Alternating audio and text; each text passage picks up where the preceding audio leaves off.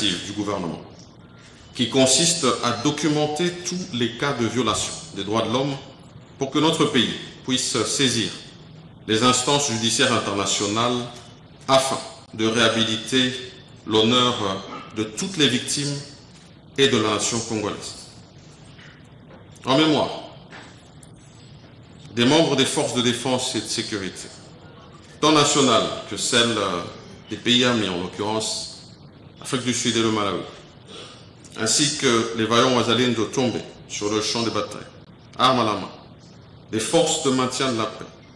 et toutes les victimes civiles tuées par la barbarie rwandaise, je vous prie de bien vouloir vous lever pour observer une minute de silence.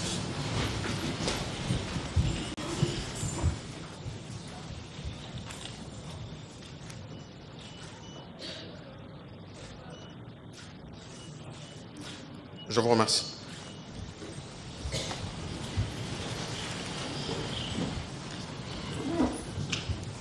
Honorables sénateurs et chers collègues, face aux défis sécuritaires majeurs qui se présentent devant nous depuis l'occupation de Goma et de Bukavu et de certains autres territoires et localités dans la partie est du pays, Son Excellence, Monsieur le Président de la République et chef de l'État, garant de la nation, a associé l'Assemblée nationale et le Sénat à la réflexion relative au plan de sortie de crise dans l'Est de la République démocratique du Congo. Ce qui a justifié la convocation de l'Assemblée nationale et du Sénat en session extraordinaire du 4 au 13 février 2025. Au terme de cette session extraordinaire, les deux chambres du Parlement ont soumis leur contribution à la primeur de son Excellence, Monsieur le Président de la République et chef de l'État, articulée principalement sur des stratégies diplomatiques et politiques. En outre, au cours de cette même session extraordinaire, les deux chambres ont assisté à la présentation et la prestation de serment de deux juges de la Cour constitutionnelle et du procureur général près cette Cour, tout en condamnant une fois de plus l'agression dont notre pays est victime. Je nous exhorte de sensibiliser les populations de nos circonscriptions électorales respectives à s'engager dans la mobilisation générale afin de barrer la route à la velléité expansionniste du Rwanda qui pille systématiquement les ressources naturelles et stratégiques de notre pays. Dans cette veine, durant les vacances parlementaires qui viennent de s'achever, j'ai effectué une itinérance dans les 4 provinces de l'espace Grand Katanga pour lancer le message fort de cohésion et d'unité de toutes les couches de notre population vivant dans cet espace et dans le pays en général, et de mobilisation des jeunes dont je salue l'engagement manifeste de ceux qui ont décidé d'intégrer nos forces de défense et de sécurité. Je salue également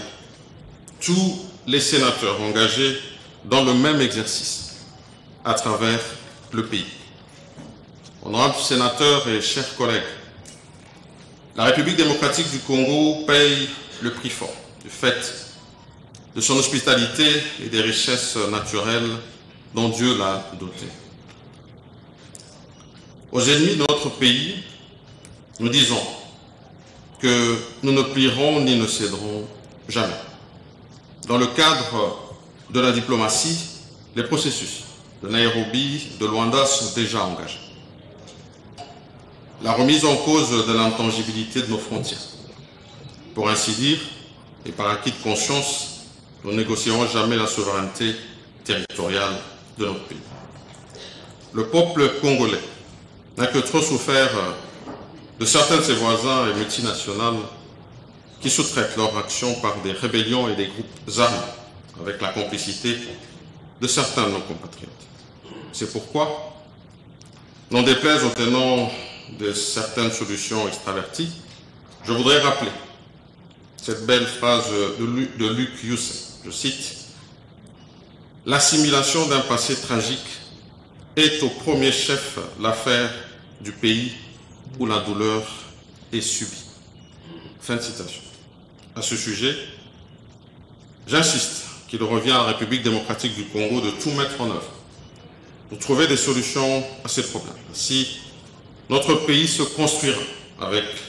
les bras des Congolaises et des Congolais, ceci dans la cohésion et l'unité nationale.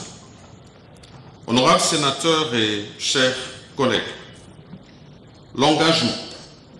de la République démocratique du Congo sur le front diplomatique porte ses fruits. Je tiens ici à saluer et à féliciter Son Excellence Monsieur le Président de la République, Félix Antoine Tshisekedi Tshilombo, chef de l'État et garant de la nation, ainsi que le gouvernement, pour cette dynamique de la diplomatie agissante. Désormais, aux Nations Unies, tout comme dans les différentes assises internationales, continentales, régionales et sous-régionales, la voix de notre pays se fait entendre et l'implication du Rwanda dans la guerre qui nous est imposée ne fait plus l'ombre d'aucun doute. Dans ce registre, je salue l'adoption à l'unanimité de la résolution 2773 du Conseil de sécurité des Nations Unies lors de la séance du 21 février 2025. Je salue de même les condamnations et les mesures prises par certains pays occidentaux contre le Rwanda, à savoir les États-Unis d'Amérique, l'Allemagne, la Belgique, le Royaume-Uni. C'est ici le lieu de fustiger et de condamner les actes injustifiés de ceux qui se sont attaqués aux ambassades de certains pays lors des dernières manifestations populaires qui ont eu lieu à la suite de la prise de la ville de Goma par l'armée rwandaise et ses affiliés. Concernant la résolution 2773 du Conseil de sécurité des Nations Unies, en particulier, il y a lieu de noter qu'elle exige la cessation immédiate des hostilités par les groupes armés M23 ainsi que le retrait, sans condition, des forces rwandaises de notre territoire national, marquant ainsi la reconnaissance claire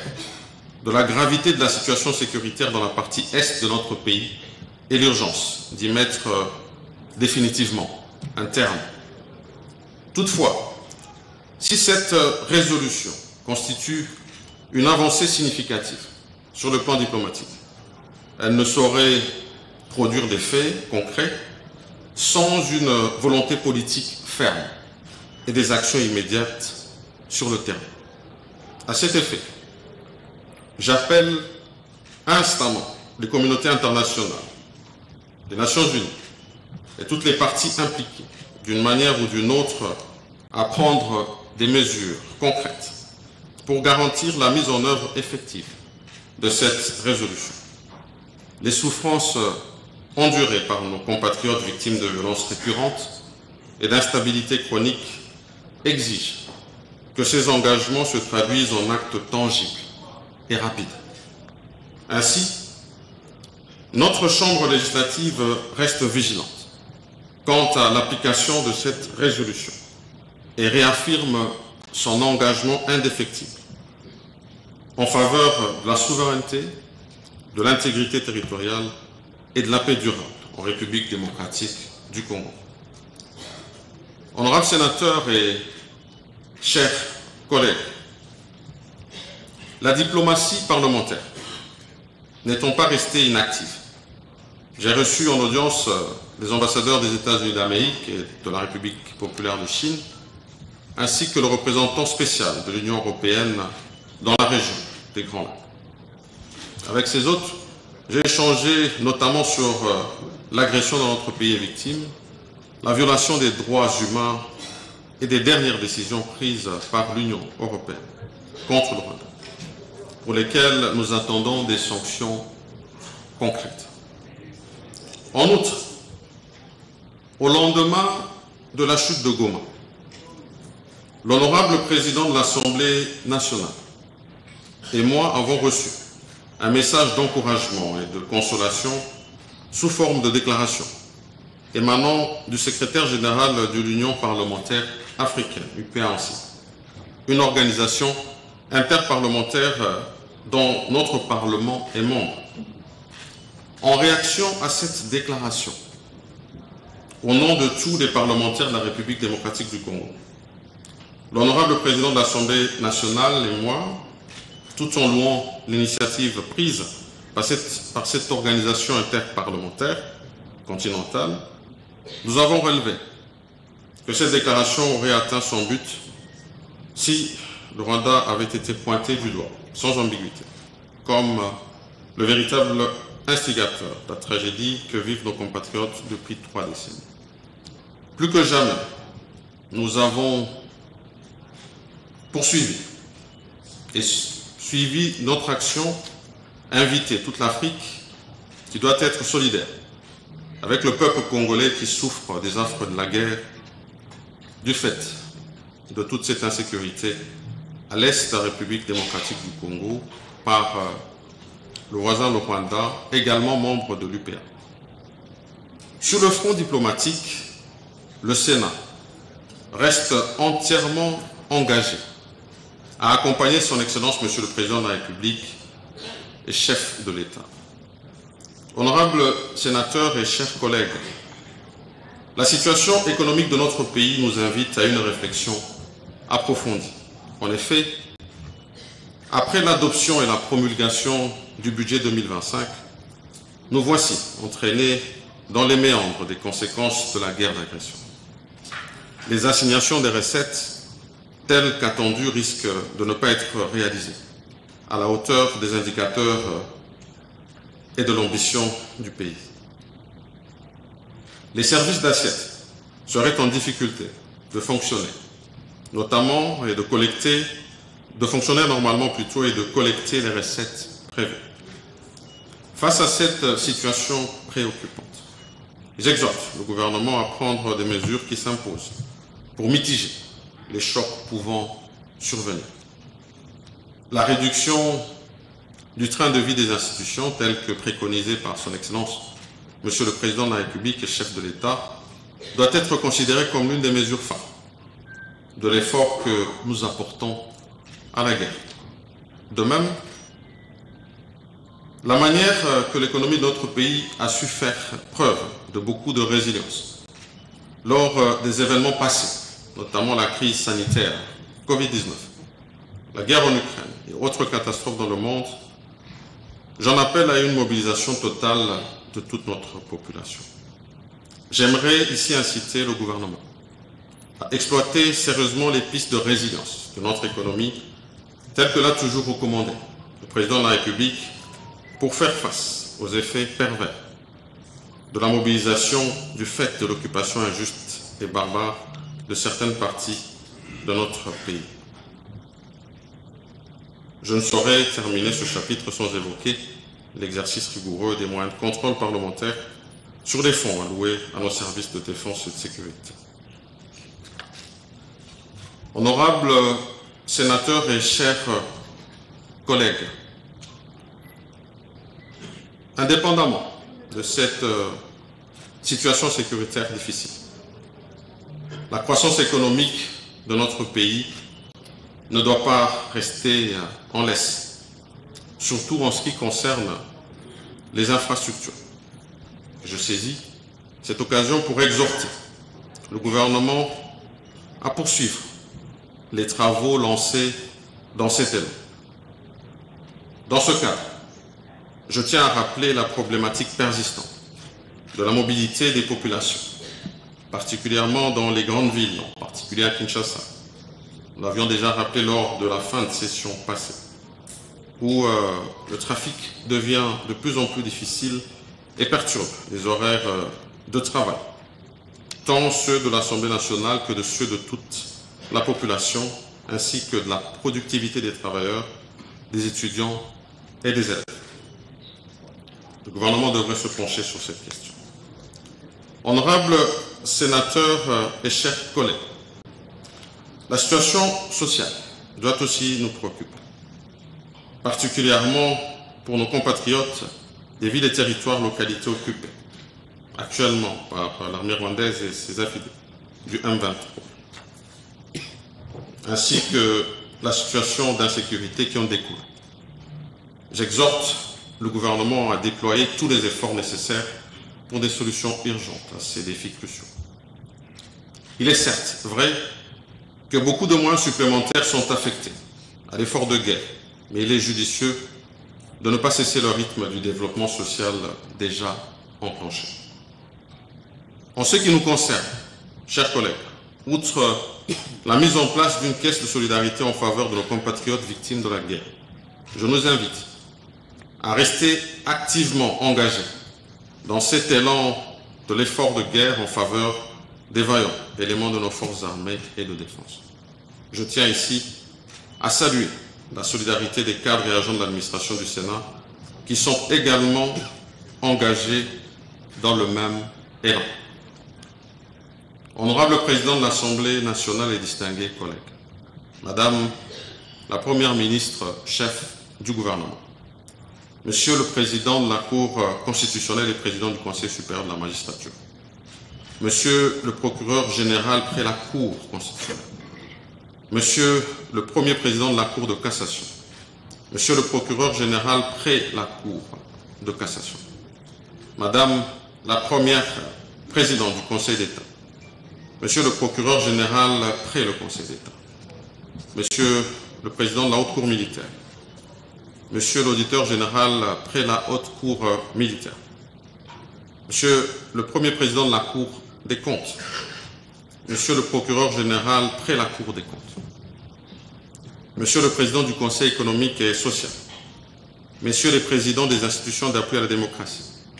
Mesdames et Messieurs les ambassadeurs et chefs des missions diplomatiques et représentants du système des Nations Unies, de l'Union africaine et des organisations internationales, Mesdames et Messieurs les membres du bureau de l'Assemblée nationale et du Sénat, honorables sénatrices et sénateurs, chers collègues, Mesdames et Messieurs les membres du gouvernement, Mesdames et Messieurs les officiers généraux et supérieurs des forces armées et de la police nationale, Monsieur le Président de l'Assemblée provinciale de Kinshasa, Monsieur le gouverneur de la ville-province de Kinshasa, Monsieur le bourgmestre de la commune de Lingwala, Messieurs les représentants et chefs des confessions religieuses, distingués invités en vos titres et qualités respectifs, Mesdames, Mesdemoiselles et Messieurs, je ne saurais clore mon propos sans rappeler la résistance et la résilience que doivent caractériser le peuple congolais dans son ensemble,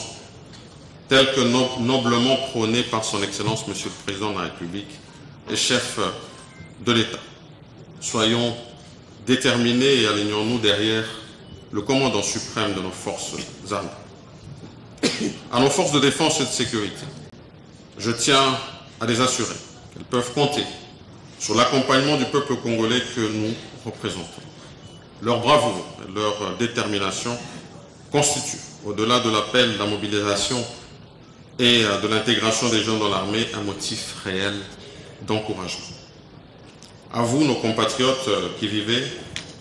dans les villes, territoires, localités sous occupation, sachez que nos cœurs saignent face aux affres qui vous font subir nos agresseurs. La solidarité nationale est lancée pour vous venir en aide, car le patriotisme